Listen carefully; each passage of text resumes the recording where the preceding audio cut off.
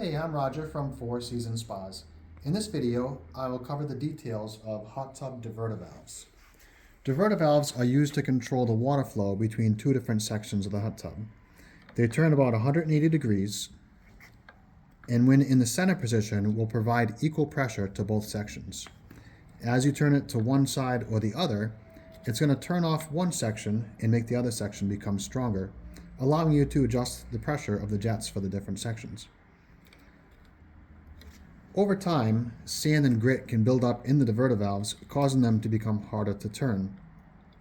They can be easily cleaned out by simply taking them apart. Start by wiggling off the handle. Next, you would remove this cap. Before removing the cap, you want to make sure that the pump is not running. It's not a bad idea to turn the power off to the tub completely so it doesn't kick on while you have the cap off. These caps can be pretty tight, and it might be necessary to use a jar opener or a pair of rubber-coated gloves to get a grip on it. They will unscrew. You can also loosen this cap if you ever develop an airlock in your pump, which usually occurs after you drain and refill it. You'll know that because your pump will be running, but it won't be pumping any water. Unscrew the cap, and underneath you will find an O-ring which seals the cap. Inside, you have the valve, and there's O-rings on the valve shaft where it goes through the cap.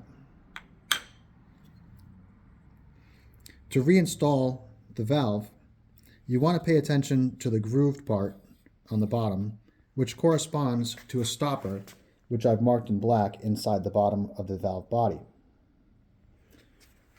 Just have the groove section facing towards the stopper before you place it in.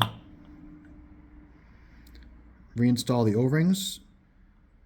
There may be 2 or 3 O-rings on the valve shaft. And make sure this O-ring is seated properly inside of the groove of the valve body before replacing the cap.